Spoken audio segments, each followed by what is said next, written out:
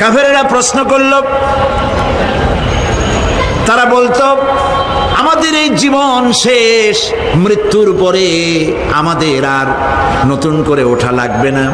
ওরা বলতো ইন্না হাউলানি লা ইয়াকুলুনা ইন হিয়া ইল্লা মাউতাতুনাল উলা ওয়া মা নাহনু বিমুনশারিন। তারা বলতো এই জীবনটাই আমাদের শেষ, এইখানে আমরা মৃত্যু ছাড়া, আমাদের এই জীবন ছাড়া আর কিছুই নাই, আর আমাদেরকে পুনরুত্থিত করা হবে না। পরিষ্কার তারা বলতো যে আমাদেরকে পুনরুত্থিত করা হবে না। এরপরে তারা আরো বলতো মা নাদরি মাস-সাআতু ওয়ান নাযুন্নু ইল্লা আয-যান্না ওয়া মা নাহনু বিমুস্তাইকিনিন। ওরা বলতো কিয়ামত কি জিনিস তা আমরা জানি না, আমরা বুঝি না, আমরা শুধু অনুমান করি মাত্র, আর আমাদের বিশ্বাস হলো আমাদেরকে কখনোই উঠানো হবে না, পুনরুত্থিত আমরা হব না। প্রিয় ভাই সব, এইভাবে তারা পরকালকে অস্বীকার করার কথাগুলি তারা বলতো। কাফেরেরা প্রশ্ন তুলতো আমরা আর আমাদের মৃত্যুর পরে আর আমাদেরকে জিন্দা করা হবে না। আখিরাতের জীবন সম্পর্কে কাফেরেরা আরো বলতো ওয়াকালু আইযা কুন্না ইযামান ওয়া রুফাতান আইন্না লামাবউসুনা খালকান জাদীদা। তারা বলতো যে আমরা মরে যাওয়ার পর আমাদের গোশতগুলি মিশে যাবে, হাড্ডি গুড্ডিগুলি পচে যাবে, এরপরে আমাদেরকে নতুন করে চিন্তা করা হবে। এটা মাথার মধ্যে ঢোকে না, কি আশ্চর্য ধরনের কথাটা হবে কি করে। কাফের বেঈমানেরা আরো নানা ধরনের প্রশ্ন তারা করত। তারা বলতো আইযা মিতনা ওয়া কুন্না তুরাবান যালিকা রাজউন বাঈদ। আমরা মাটিতে মিশে যাব, তারপরেও কি আমাদেরকে চিন্তা করা হবে, আমাদেরকে আবার উঠানো হবে? এটা তো বুদ্ধির, এটা চিন্তার বাইরের কথা, এটা তো মানতে পারি না। আসলে কাফেরদের এই বক্তব্য অনুযায়ী পরকালের জীবন বুদ্ধি বহির্ভূত নয়। ওরা যে বলে যে এটা আমাদের বুদ্ধিতে কুলায় না, আসলে তারা বুদ্ধি খাটায় নাই। কাফের তো বুদ্ধি খাটায় নাই। যেমন আমাদের ইউনিভার্সিটিতে ঢাকা বিশ্ববিদ্যালয়ে একজন ছিল, হ্যাঁ আমি নাম নাই নিলাম, আপনারা তো বুঝে ভালাইছেন। সে কয় যে পরকাল বিশ্বাস করি না, বিয়ে টিয়া মানি না, মরা এটা হইতে পারে কিন্তু মরার পরে আরেকটা জীবন হবে, ওইখানে হিসাব হবে, বিচার হবে, এই সমস্ত মানি না। এর থেকে আমারে তোমরা, আমি মরার পর হ্যাঁ মানে গোসল করাইও না, কাফন পরাইও না, জানাজা মানাজা এইগুলি আমি বিশ্বাস করি না। নাউযুবিল্লাহ। কত বড় কপাল পোড়া, কত বড় কপাল পোড়া। ও মরার পর তার এই চিন্তা সম্পর্কে যখন আমি জানতে পেরেছি, আমার ধারণা হয়েছে ওই লোকটার উপরে আমার খুব দুঃখ হয় না। যেরকম কত কাফের আসছে, কত নাস্তিক আসছে, বিদায় হয়ে গেছে, এগুলো কোনো ব্যাপার না দুনিয়ার ইতিহাসে। সব থেকে বড় ব্যাপার হলো এই লোকটি বাংলা বিভাগে বছরের পর বছর, যুগের পর যুগ শিক্ষকতা করেছে ঢাকা বিশ্ববিদ্যালয়ে। সে কত সোনার টুকরা ছেলেকে কয়লার খনি বানায় দিয়েছে। এই জন্য বিশ্ববিদ্যালয়ে যারা চাকরি করে সরকারের দেখা উচিত কাদেরকে চাকরি, সেখানে শিক্ষকতা করার জন্য কাদেরকে নিয়োগ করা হচ্ছে, তারা নামাজি কিনা, তারা পরিষ্কার কিনা, তারা জেনাকার কিনা, তারা মদ খায় কিনা, তারা শয়তানি করে কিনা, দেখে শুনে ভালো মানুষ দেওয়া উচিত।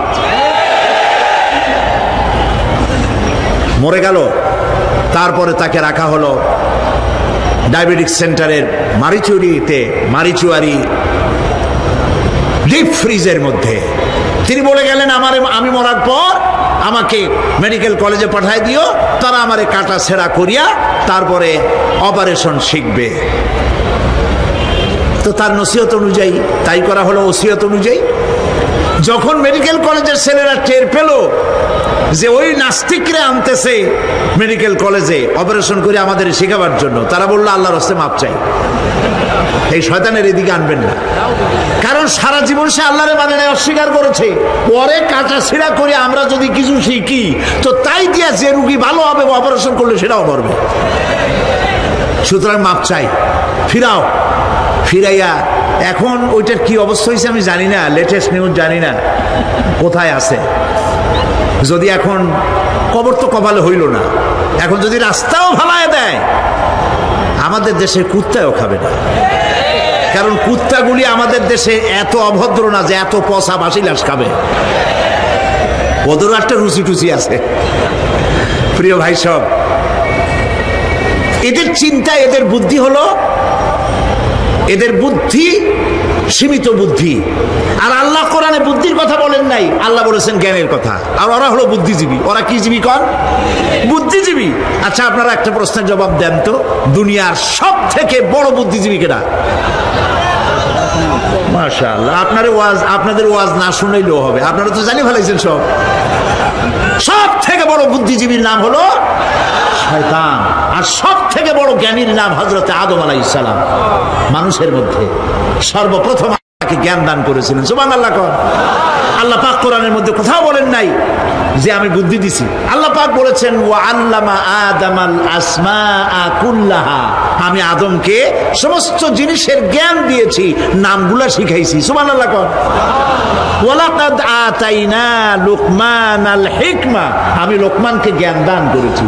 ওয়ালাকাদ আতাইনা দাউদা ওয়া সুলাইমানা ইলমা, আমি দাউদ আর সুলাইমানকে কি দিছি? বুদ্ধি দিছি। কি দিছি? জ্ঞান দান করেছি।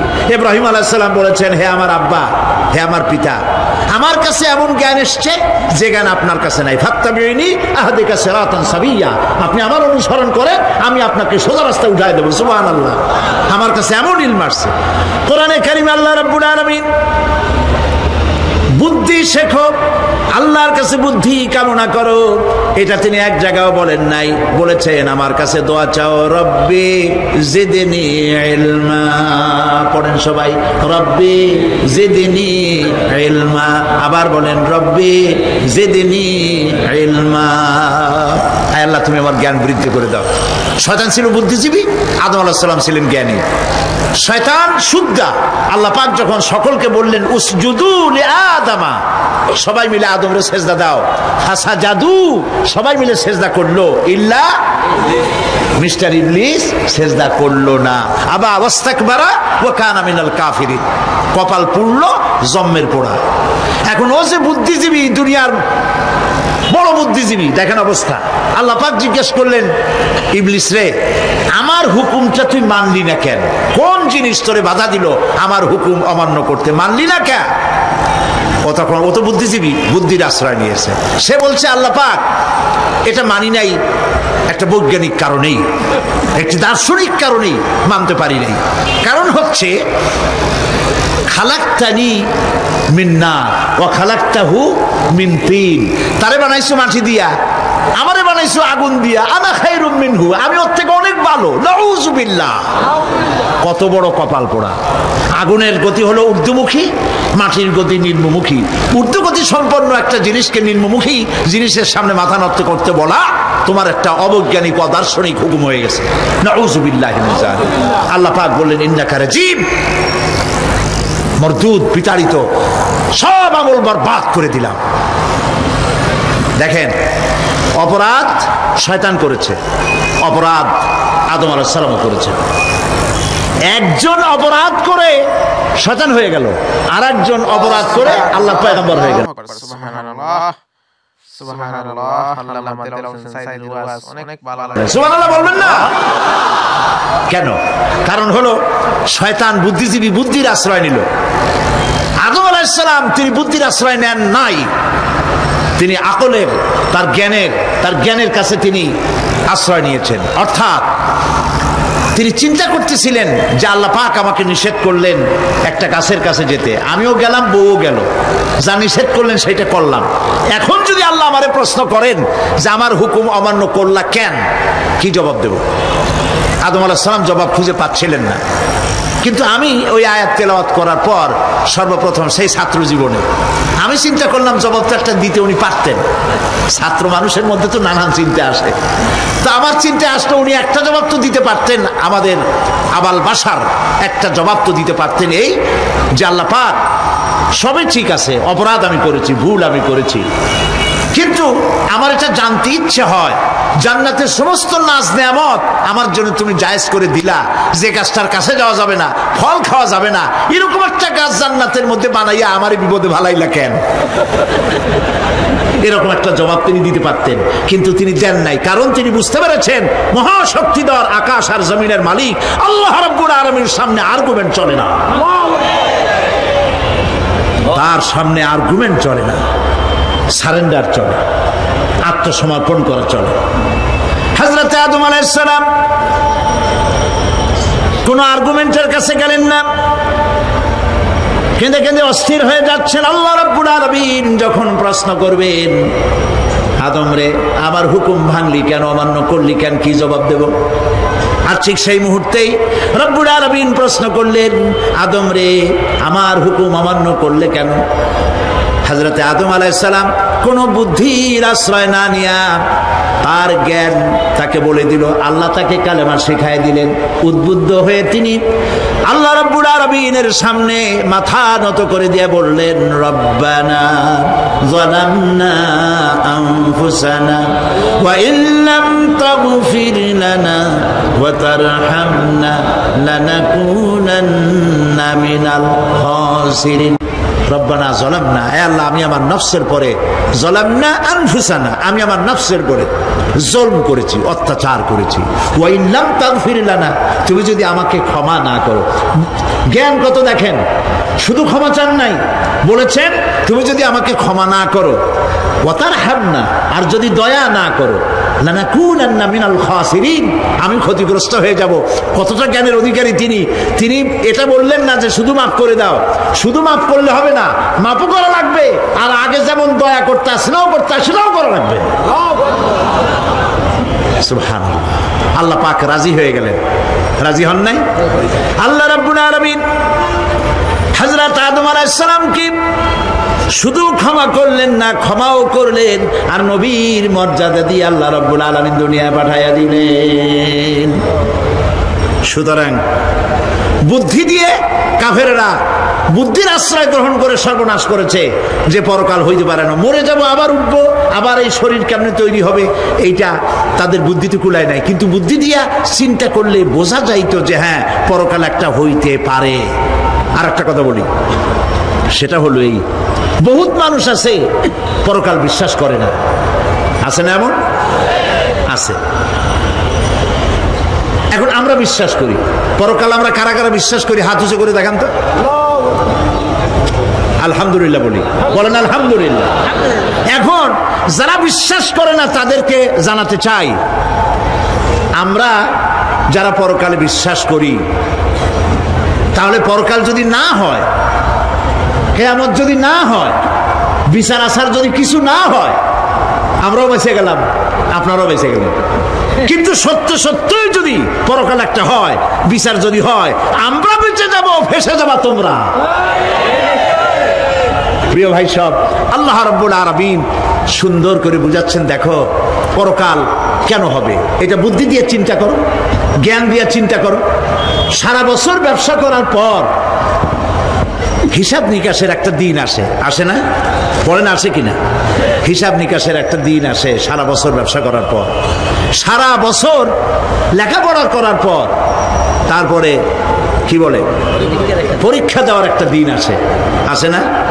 তো সারা জীবন আপনি এখানে কাজবাজ করবেন, এখানে আপনি ভালো করলেন মন্দ করলেন, এর কোনো জবাব হবে না, বিচার হবে না। এটা পাগলে চিন্তা করতে পারে, আর পাগলেরা চিন্তা করে বলেই তারা বলে, পাগলেরই এটা কথা, মাটির পুতুল যেমনে নাচায় তেমনি নাচি, পুতুলের কি দোষ? মরিয়া দেখেন, এই গান যারা বিশ্বাস করে মরিয়া দেখেন অবস্থাটা কি হয়। ফেরেশতারা আসা ধোপায় যেমন কাপড় আশ্রায়, ওই রকম ঠ্যাং ধরিয়া কবরের মধ্যে আশ্রাবে, আর বলবে যেমনে আশ্রায় তেমনি আশ্রাই, ফেরেশতার কি দোষ? কাজে এই পৃথিবী শেষ কথা নয়, মৃত্যু অবধারিত, মরা লাগবে না। এবার দেখেন আল্লাহ কি বলে, আল্লাযী খালাকাল মাউতা ওয়াল হায়াতা লিয়াবলুয়াকুম আইয়ুকুম আহসানু আমালা। আল্লাহু আকবার, আল্লাহু আকবার, সুবহানাল্লাহ। আল্লাহ পাক বলছেন আমি মৃত্যু আর জীবন সৃষ্টি করেছি। কেন করেছি লক্ষ্য করুন, লিয়াবলুয়াকুম, যাতে করে আমি তোমাদেরকে পরীক্ষা করে নিতে পারি। কি ব্যাপারে? আইয়ুকুম আহসানু আমালা, আমলের দিক থেকে, নেক কাজের মধ্য থেকে, ভালো কাজ এবং খারাপ কাজের মধ্য থেকে, আইয়ুকুম আহসানু আমালা থেকে তোমাদের মধ্যে কে উত্তম, কে ভালো মানুষ, এইটার পরীক্ষা নেওয়ার জন্য আমি মৃত্যু আর জন্মের সৃষ্টি করেছি। প্রিয় ভাই সব খুব লক্ষ্য করুন, জন্ম আর মৃত্যু, জন্ম হলে মৃত্যু হবেই, না হবে না? এই যে একটা ডিউরেশন, একটি সময়, এই সময়টা হলো পরীক্ষার সময়। আমরা যারা পড়াশোনা করেছি, আপনারা পড়াশোনা করেছেন নিশ্চয়ই, কলেজে অথবা হাই স্কুল অথবা মাদ্রাসায় প্রতি বছর একটা করে পরীক্ষা আসে না পরীক্ষা? এই পরীক্ষার ডিউরেশন কত সময়? 3 ঘন্টা। কয় ঘন্টা বলে? 3 ঘন্টা। এই 3 ঘন্টা পরীক্ষা দিতে গিয়ে আপনারা কি কোনো ছাত্রকে দেখেছেন যে প্রশ্নপত্র সামনে নিয়ে গল্প করতেছে, প্রশ্নপত্র সামনে নিয়ে তাস খেলে, জুয়া খেলে, আর একদিকে তাকায় থাকে? প্রতিটি মুহূর্ত সে কাজে লাগাচ্ছে, প্রতি মুহূর্ত কাজে লাগাচ্ছে। 3 ঘন্টা পুরা হওয়ার 2 ঘন্টার মধ্যে পরীক্ষা তার শেষ হয়ে গেছে, কিন্তু সে চলে যাচ্ছে না, বাকি আরো 1 ঘন্টা আধা ঘন্টা রিভাইজ করতেছে। সে যা যা পরীক্ষা দিয়েছিল প্রশ্ন অনুযায়ী জবাবগুলি ঠিক হয়েছে কিনা সে মিলাই দেখে। কারণ কি? কারণ হলো এই পরীক্ষা যদি ফেল করি, বাপ মায়ের কষ্ট করা পয়সাগুলি বিফলে চলে যাবে, আমি চাকরি পাবো না, আমার জীবনটা 1 বছরের জন্য নষ্ট হয়ে যাবে। এই জন্য সে এত খাটাখাটনি করে পরীক্ষায় ভালো ফল করার জন্য সে পরীক্ষা দেয়, এবং পরীক্ষার রেজাল্ট এই পৃথিবীতেই হয়। ঠিক কিনা বলেন? খাতা দেখতে যতদিন লাগে তারপরে পরীক্ষা হয়। খুব লক্ষ্য করুন, আমাদেরও একটা পরীক্ষা চলতেছে এই পৃথিবীতে, সকলে। ওইটা শিক্ষাঙ্গনের পরীক্ষা, এটা জীবনের পরীক্ষা। এই যে ওর পরীক্ষার ডিউরেশন, সময়কাল 3 ঘন্টা, আর আমাদের পরীক্ষার, সমস্ত মানুষের পরীক্ষার সময়কাল হলো জন্ম থেকে শুরু করে মৃত্যু পর্যন্ত। এর মধ্যে বালেগ হওয়া পর্যন্ত সময়টা কনসিডারেবল, ক্ষমার যোগ্য। 15 বছর 12 বছর বালেগ হইতে যে কয় বছর লাগছে, এইটা যা করছেন যা বলছেন সব মাপ। কিন্তু বালেগ হওয়ার পরের থেকে নিয়ে মৃত্যু পর্যন্ত যা যা করবেন সমস্ত কাজের হিসাব আল্লাহর কাছে দিতে হবে। একটা প্রশ্ন করি আপনাদের কাছে, রাগ করবেন না তো?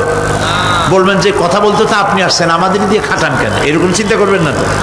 প্রশ্নটা হচ্ছে, বলেন তো দেখি, পৃথিবীর মধ্যে সব চাইতে মূল্যবান জিনিস, দামি জিনিস কোনটা? ইখতিলাফ হয়ে গিয়েছে, ইখতিলাফ হয়েছে। কেউ বলেছে যৌবন, কেউ বলেছে কোরআন, কেউ বলেছে ইসলাম। আর যারা বেশি বুদ্ধি রাখে তারা খামোশ, তারা কথা বলে নাই। কোনটা কইয়া কোন জ্বালা, চুপ করে থাকাই ভালো। সব থেকে মূল্যবান জিনিসের নাম সময়। সব থেকে মূল্যবান জিনিসের নাম কি? এবার বলেন, এই পৃথিবীর মানুষ সব থেকে অপচয় করে কোন জিনিসে? সময়। সময়ের অপচয় আমরা যা করি।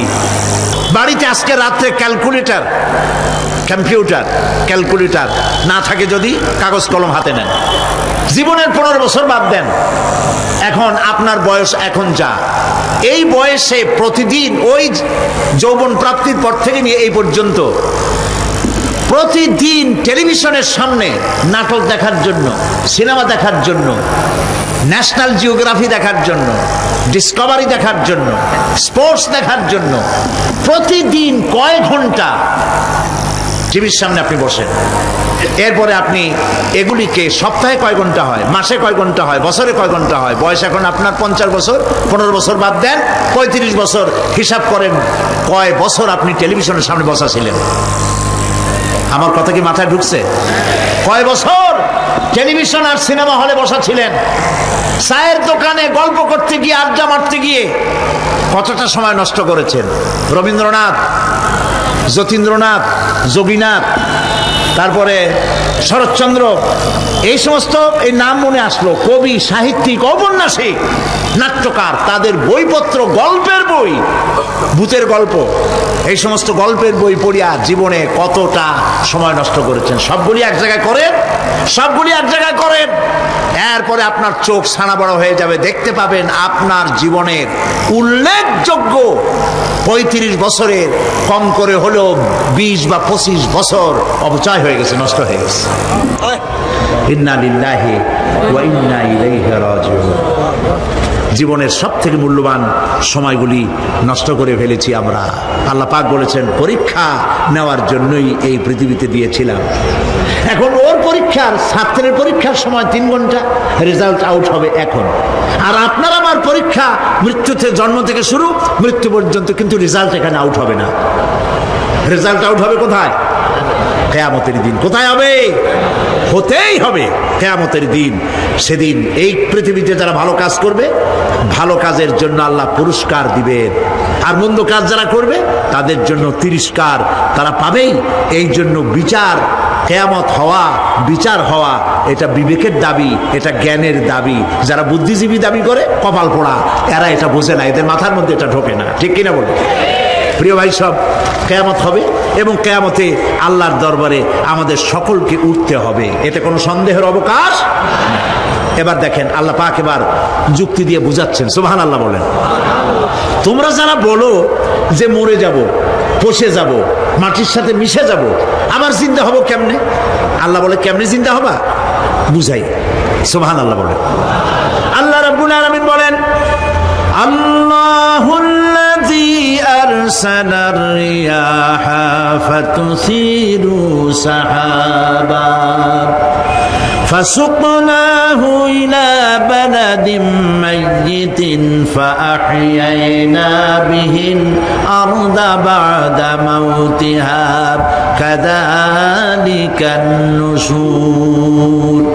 আল্লাহ পাক বলেন, লক্ষ্য করে দেখো, সমুদ্রের লবণাক্ত পানিগুলি বাষ্পীয় আকারে মেঘমালায় পরিণত করে দেই, আর বাতাসকে হুকুম করি মেঘটাকে টেনে নিয়ে যাও অমুক জায়গায়। আল্লাহ যেখানে বৃষ্টি দিতে চান, বাতাস মেঘকে ঠেলে নিয়ে সেখানে নিয়ে আসে। বৃষ্টির পানিগুলি পড়ল, আল্লাহ পাক বলেন, আকাশের সেই বৃষ্টির পানি দিয়া মরা জমিনকে আমি জিন্দা করে দিলাম। ফাআহইয়ানা বিহিল আরদা বা'দা মাউতিহা। এই মৃত্যু জমিনকে আমি জিন্দা করলাম, সেখানে তুমি বীজ বপন করলে, সেই বীজগুলি, বীজের মাথা ফাটাইয়া চারাগুলি কে বাড়ি করে দিল? মাটির আস্তরণ, মাটির আস্তরণের মধ্যে কদুর বিচি, লাউর বিচি। আপনারা কদু কন না লাউ বলেন? যেটাই হোক, বুঝলেই হইল, কদু অথবা লাউ একই কথা। অথবা যে কোনো শাক সবজি, উদ্ভিদ, এর চারা, এর বীজ মাটিতে দেওয়া হলো, মাটিটা ফেটে চারা, যে পাতা দুটো বেরিয়ে আসলো, এই পাতা কি শক্ত না নরম? তাহলে মাটিটা ফাটাইয়া পাতা দুটো বাইর করে দিল কে? সুবহানাল্লাহ বলে। রব্বুল আলামিন দৃষ্টান্ত দিয়ে বুঝাচ্ছেন, আলাম ইয়াকুনু ফাতাম মিন মানিজ্জিন ইউমনা সুম্মা কানা আলাকাতান ফাখালাকা ফাসাওয়া ফাজআলা মিনহু যাওজাইনি যাকারা ওয়াল উনসা। আল্লাহ পাক বলেন, মানুষকে নিকৃষ্টতম মাতৃগর্ভে নিক্ষিপ্ত এক ফোঁটা পানি ছিল না, আমি তার থেকে আকার আকৃতি দিয়ে সুগঠিত করে মানুষের আকার দান করেছি, আর মায়ের পেটের ভিতরে আমি নারী আর পুরুষ বানাইছি, কন্যা সন্তান এবং পুত্র সন্তান বানাইছি। সুবহানাল্লাহ। এখন মানুষে কয় যে আমরাও পারি। এই যে ক্লোনিং সিস্টেম একটা শুরু হয়েছে, শুনছেন আপনারা? কথা না কইলে বুঝি কি? ক্লোনিং পদ্ধতি। এটি ক্লোনিং পদ্ধতি, বিজ্ঞানীরা যারাই কাজটা করতেছে, তারা বিশ্ব সভ্যতাকে বিনষ্ট করার একটি মারাত্মক কাজে তারা হাত দিয়েছে। ক্লোনিং পদ্ধতিতে যে যা কিছু তৈরি হয়, এর আগে ভেড়ার বাচ্চা হয়েছে, ছাগলের বাচ্চা বানাইছে, সেগুলি তার মায়ের মতোই হয়েছে। অথবা পিতার মতো হয়েছে, পিতার ডিএনএ নিয়ে একটা পুরুষ জাতীয় জন্তুর ডিএনএ অথবা স্ত্রী জাতীয় একটি জন্তুর ডিএনএ নিয়ে তারপরে বিশেষ প্রক্রিয়ার মাধ্যমে সন্তান এই বাচ্চা উৎপাদনের ব্যবস্থা তারা শুরু করেছে পশু দিয়ে। এরপরে মানুষ এভাবে করা যায় কিনা সেই চিন্তা তারা করেছে। ইতিমধ্যে নাকি দুটো বাচ্চা হয়েছে, এটা সত্য না মিথ্যা এখনো যাচাই করা যায় নাই। কিন্তু পশুর থেকে যেগুলো হয়েছে সবগুলি রোগ নিয়ে আসছে পৃথিবীতে, গেল 1 নম্বর কথা। 2 নম্বরে ডিএনএর মাধ্যমে যে মানব শিশু পয়দা হয় তার সবগুলি তার মায়ের অনুকরণে হয়, একেবারে অবিকল মায়ের চেহারা নিয়ে আসতেছে, অবিকল পিতার চেহারা নিয়ে আসতেছে। চিন্তা করুন, এই মেয়ে যখন বয়সপ্রাপ্তা হবে তখন তার পিতা কি করে বুঝবে তার বউ কোনটা আর মেয়ে কোনটা?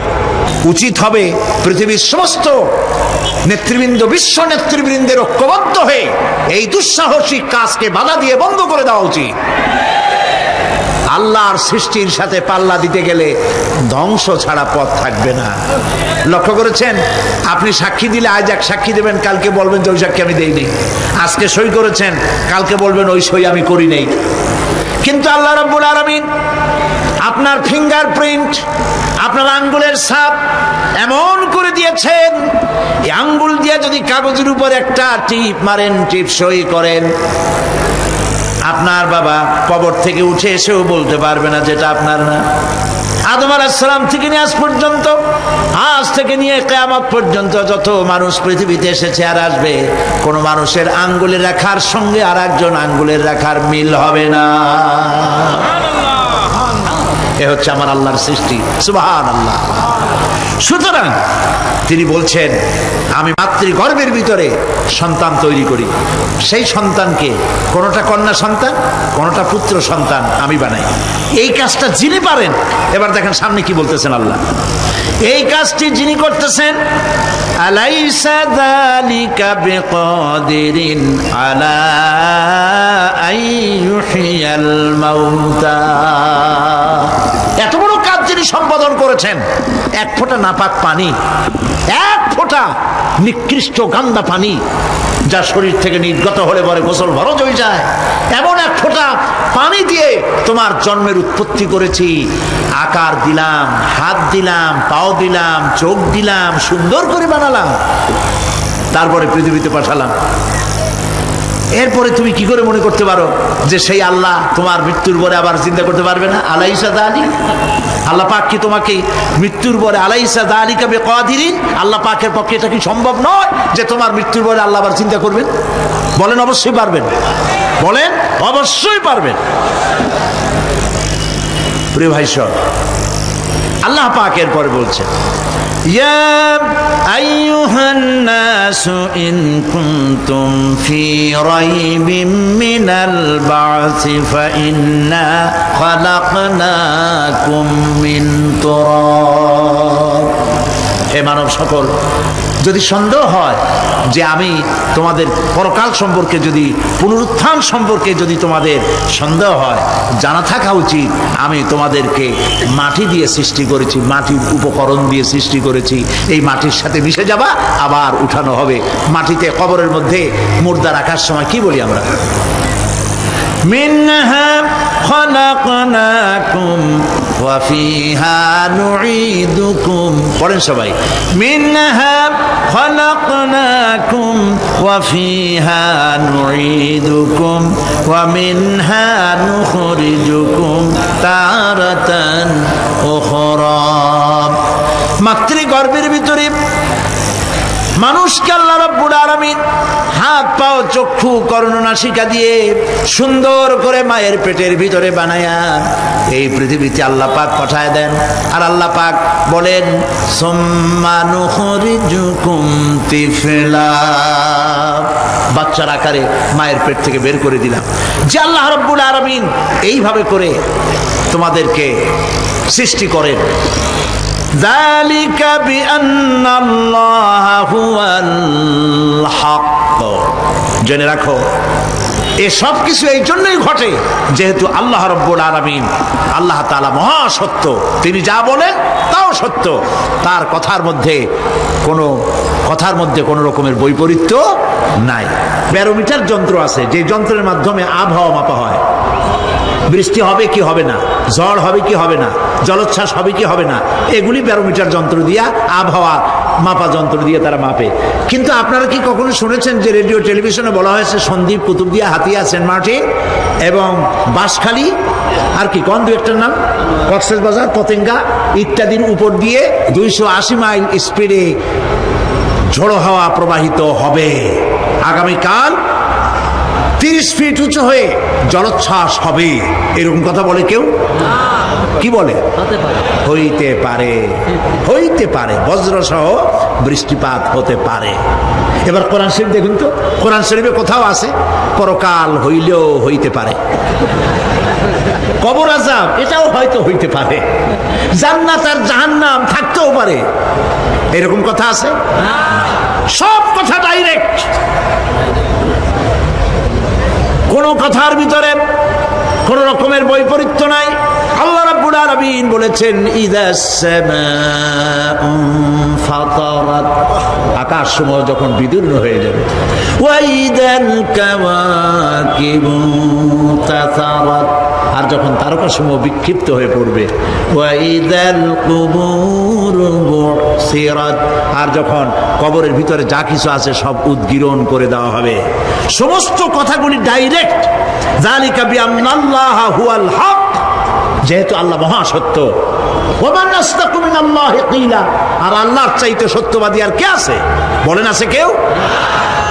সে আল্লাহ রাব্বুল আলামিন বলেন, এত কিছু কাজ, এত সুন্দর ব্যবস্থাপনা করে যিনি করেন, ওয়া আন্নাহু ইউহিল মাউতা ওয়া আন্নাহু আলা কুল্লি শাইইন কাদির। সে আল্লাহ রাব্বুল আলামিন তোমাদেরকে তোমাদের মৃত্যুর পরে আবার জিন্দা করবেন, এতে সন্দেহ করার কোনো কারণ নাই।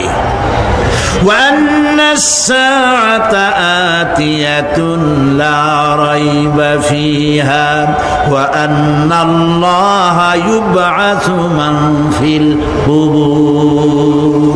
আল্লাহ পাক বলছেন অবশ্যই কিয়ামত আসবে, তাকে কেউ বিন্দুমাত্র এতে কোনো সন্দেহ নাই। আর ওয়ান্না আল্লাহা ইউবআসু মান ফিল কুবুর, আর আল্লাহ পাক অবশ্যই কবরে যা কিছু আছে সব বের করে নিয়ে আসবেন।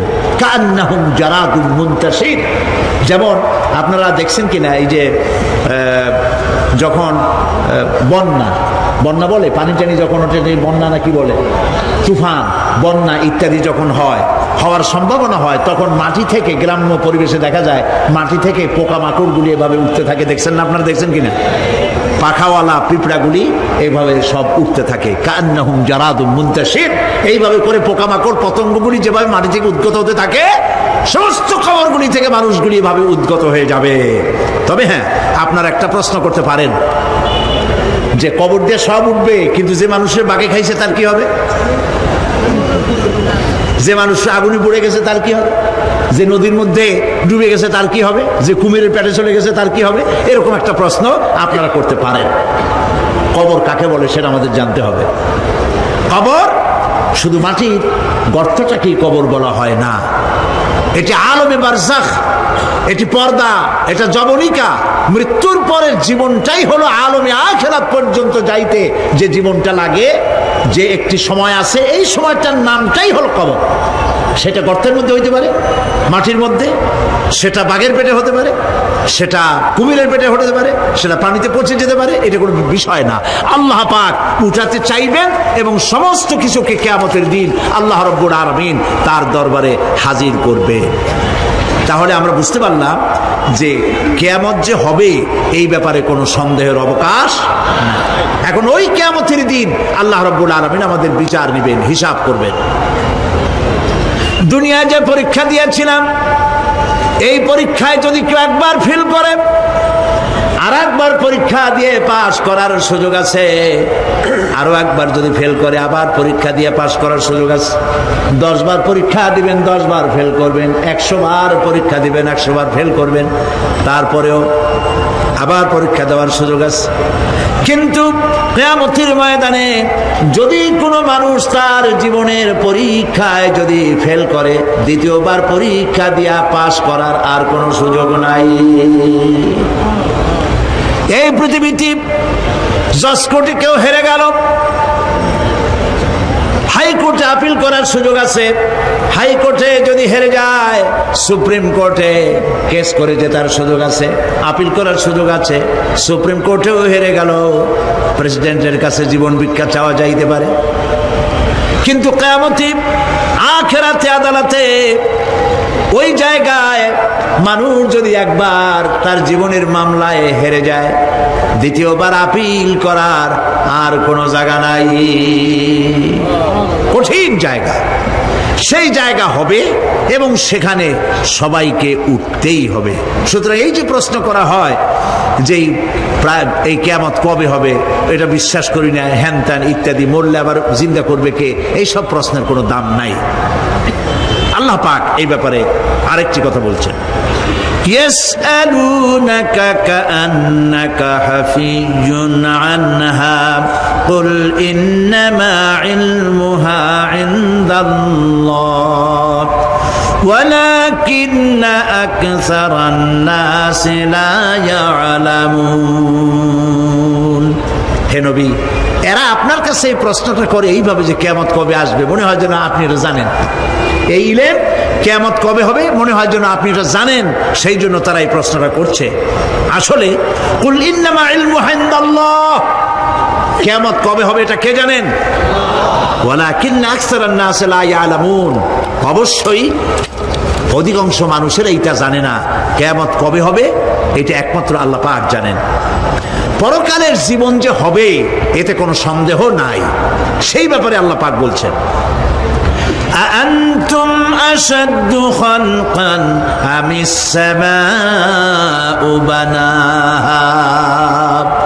তোমরা যে পুনরুত্থান সম্পর্কে অস্বীকার করো, এবার চিন্তা করো, তোমারে বানানো কঠিন না ওই মহা আকাশটা বানানো কঠিন? কোনটা কঠিন বলেন না আপনারা, কোনটা কঠিন? আপনারা একটু তাকায় দেখেন তো, এই যে বিশাল প্যান্ডেল, এই প্যান্ডেলে খুঁটি আছে না নাই? আছে কিনা? কতগুলা খুঁটি গুনতে আপনার আধা ঘন্টা খানেক সময় লাগবে, ঠিক না? এই একটা প্যান্ডেল বানাতে যদি এতগুলি খুঁটি লাগে, তাহলে বিশাল আকাশে যদি এইরকম খুঁটি লাগতো আকাশটারে ঝুলায় রাখার জন্য, তাহলে চিন্তা করেন তো, খুঁটির জ্বালায় গাড়ি গাড়ি চালানো যাইতো? আছে কোনো খুঁটি? জোরে বলেন, আছে? নাই। ওই আকাশটাকে আল্লাহ পাক বলছেন, আনতুম আশাদ্দু খালকান আমিস সামাউ বানাহা। তোমারে বানানো কঠিন না ওই বিশাল আকাশ বানানো কঠিন? কোনটা কঠিন ছিল? তো ওই আকাশটা বানানোই তো আল্লাহ পাকের কাছে সহজ হয়ে গেছে। তাহলে তোমারে একবার বানাইয়া যে একবার বানাতে পেরেছেন তিনি আবার চিন্তা করতে পারবেন না, এই চিন্তা কেন করো? আল্লাহ রাব্বুল আলামিন কোরআনে কারীমের ভিতরে পরিষ্কার করে বলেছেন, ওরা বলে, কাফের বেঈমানেরা বলে, ক্বালা মাইয়ুহয়িল ইযামা ওয়া হিয়া রামীম। আমাদের হাড় গোড় যখন পচে যাবে, গলে যাবে, কে আমাদের জিন্দা করবে? জবাবে আল্লাহ পাক বলেন, হে নবী আপনি বলুন, কুল ইউহয়িয়াল্লাযী আনশাহা আউওয়ালা মাররা।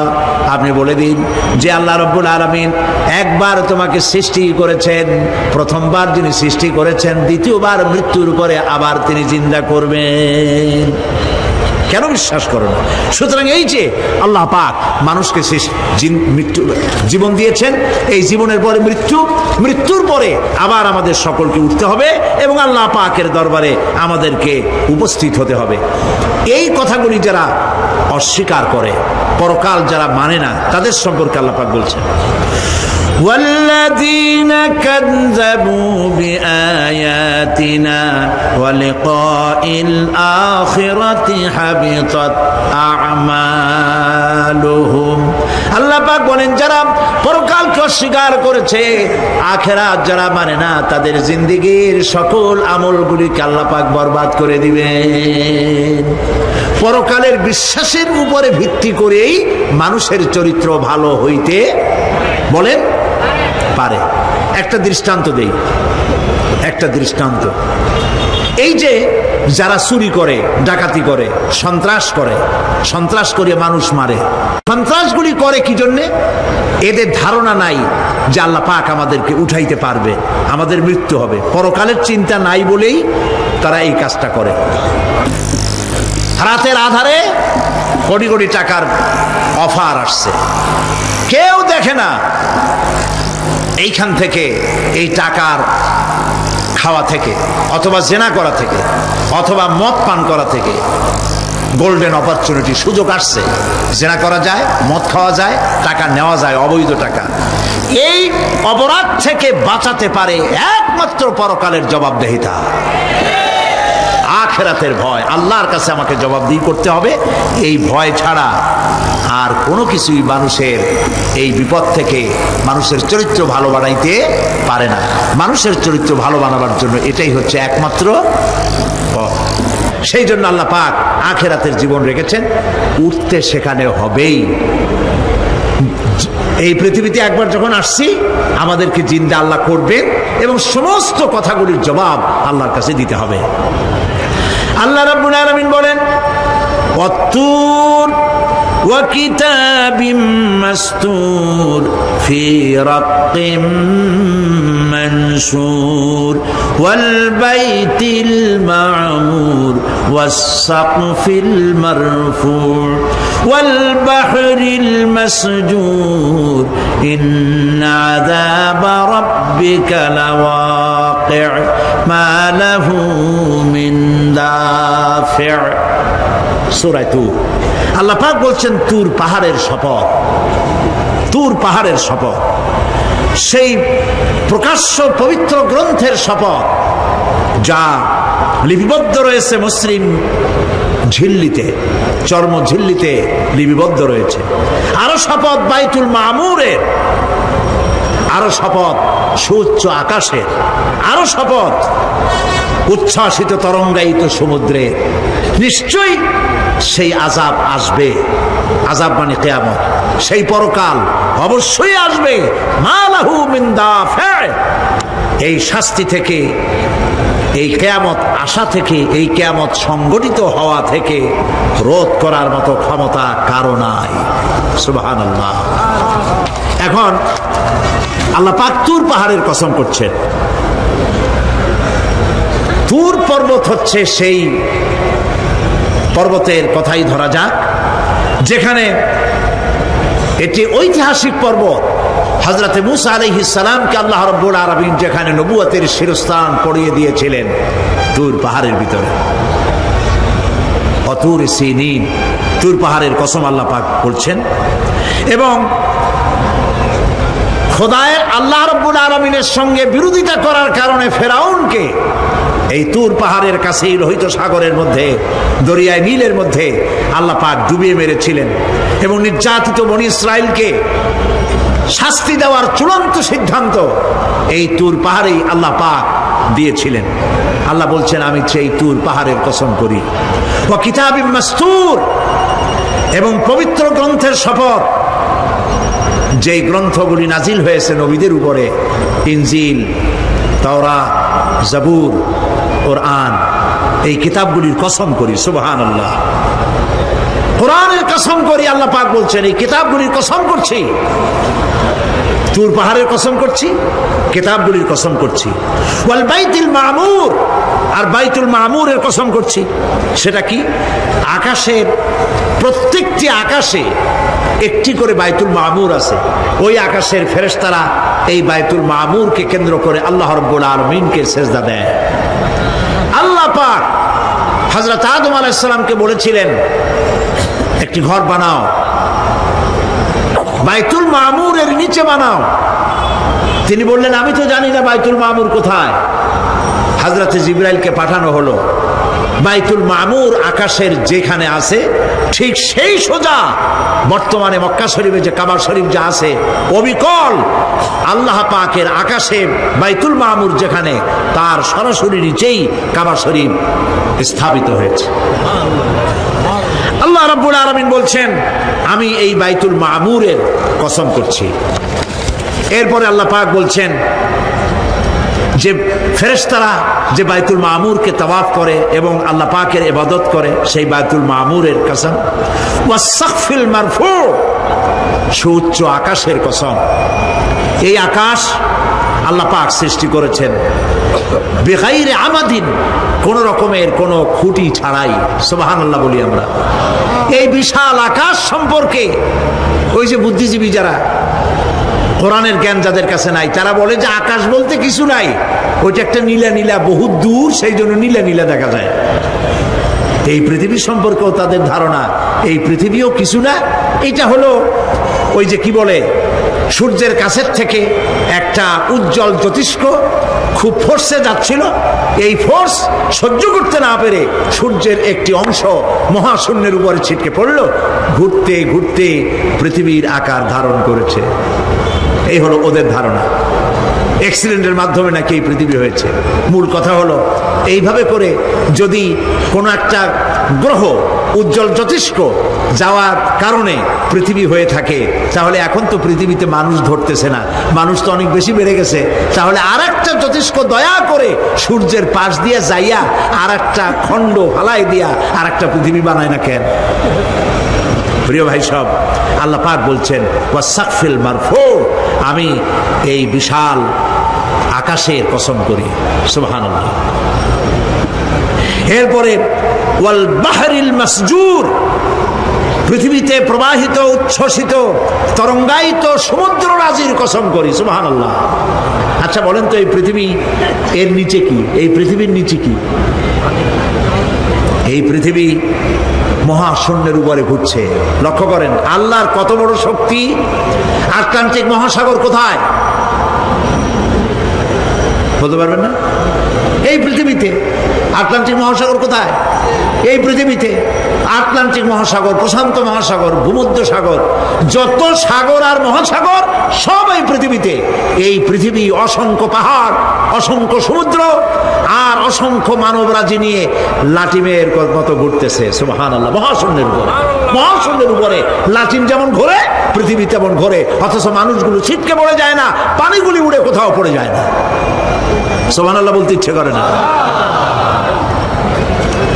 আল্লাহ রাব্বুল আলামিন সূরা ইয়াসিনের মধ্যে বলেছেন লাশ-শামসু ইয়ানবাগি লাহা আন তুদরিকাল কমারা ওয়ালাল লাইলু সাবিকুন নাহার ওয়া কুল্লুন ফি ফালাকিন ইয়াসবাহুন। সূর্য চন্দ্রের অধিকার নষ্ট করতে পারে না। রাত দুপুরের সময় সূর্য উঠবে না, দিনের দুপুর বেলায় চন্দ্র উদিত হয়ে সূর্যের আলোকে নিষ্প্রভ করতে পারে না। চন্দ্র সূর্যের আগে যেতে পারে না, সূর্য চন্দ্রের আগে যেতে পারে না, কারো গায়ে কারো ধাক্কা লাগে না। অসংখ্য তারকারাজি উড়ে বেড়াতেছে, কারো সাথে কারো কোনো ধাক্কা নাই, কোনো সংঘর্ষ নাই। মহাশূন্যের উপরে সূর্য চন্দ্র যেমন ঘোরে, ওয়া কুল্লুন ফি ফালাকি ইয়াসবাহুন, চাঁদ আর সূর্য যেমন ঘোরে, মহাশূন্যে যা আছে তাও ঘোরে। এই পৃথিবীটা মহাশূন্যের উপরে, গোটা পৃথিবী সমস্ত সমুদ্র আর মহাসমুদ্র নিয়ে সব ঘুরতেছে। সুবহানাল্লাহ। ওয়াল বাহরিল মাসজুর, তরঙ্গায়িত উচ্ছ্বসিত সমুদ্র রাজির কসম করি। সমুদ্র সন্দ্বীপ যাওয়ার সময় কেমন অবস্থা হয় যদি তুফানে পড়ে? দাল্লা মান তাদউনা ইল্লা ইয়াহু, সকলের কথা মানুষ ভুলে যায়। মৌজুন কাল জিবাল, পাহাড়ের মতো যখন ঢেউগুলো আসতে থাকে সবাই সব ভুলে যায়, তখন মনে পড়ে শুধু আল্লাহ। কি মনে পড়ে? আল্লাহ কত বড়, সমুদ্রের কাছে যাই দেখেন। সুবহানাল্লাহ। এই বিশাল বিশাল সমুদ্র রাজির কসম করছি। এতগুলি কসম করে আল্লাহ পাক কোরআনে কারীমের মধ্যে বলছেন, দেখো এই সব জিনিসগুলি আমি সৃষ্টি করেছি, আর এই জিনিসগুলির কসম করে বলছি সেই পরকাল অবশ্যই অনুষ্ঠিত হবে, সেই আযাব আসবে। কেউ এই পরকাল অনুষ্ঠিত হওয়া থেকে কেউ ফিরাইয়া রাখতে পারবে না। এখন তোমরা প্রশ্ন করতেছো আল্লাযী ফীহি আল্লাযী হুম ফীহি মুখতালিফুন, এই ব্যাপারে তোমরা ইখতিলাফ করতেছো, মতবিরোধ করতেছো, ঠাট্টা করতেছো, বিদ্রূপ করতেছো। কাল্লা সায়ালামুন, অবশ্যই তোমরা জানতে পারবে। সুম্মা সুম্মা কাল্লা সায়ালামুন, অবশ্যই তোমরা জানতে পারবে সেই পরকাল হবে, এতে কোনো সন্দেহ নাই। সুবহানাল্লাহ। রব্বানা যালামনা أنفسنا وإن لم تغفر لنا وترحمنا لنكونن من الخاسرين ربنا لا تزغ قلوبنا بعد إذ هديتنا وهب لنا من لدنك رحمة إنك أنت الوهاب। হায় আল্লাহ তাআলা, দীর্ঘক্ষণ ধরে তোমার কোরআনের কথা শুনে তোমার দরবারে হাত তুলেছি, দয়া করে মেহেরবানি করে আমাদের জিন্দেগির গুনাহ খাতাকে মাফ করে দাও। আমাদের মা বাপ মুরব্বিয়ান যারা কবরে চলে গেছে, আল্লাহ তাআলা কবরগুলিকে জান্নাতের টুকরায় পরিণত করে দাও। রব্বুল আলামিন, যেই পরকালের কথা, কিয়ামতের কথা আলোচনা করলাম, সেই কঠিন হাসরের ময়দানে যেদিন পায়ের নিচে হবে তামার মতো মাটি, আর মাথার উপরে প্রকাণ্ড সূর্যের তাপে গুনাহগারের মাথার চান্দি ফেটে গিয়া মগজগুলি গলে গলে নাক কান দিয়ে বেয়ে পড়তে লাগবে। জিহ্বাটা পানির পিপাসায় কুকুরের মতো ঝুলে নাভিস্থল পর্যন্ত পড়ে যাবে।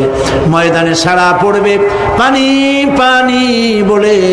আল্লাহ তাআলা ওই দিনে তোমার হাবিবের হাতের কাউসারের পেয়ালা আমাদের নসিব করে দিও।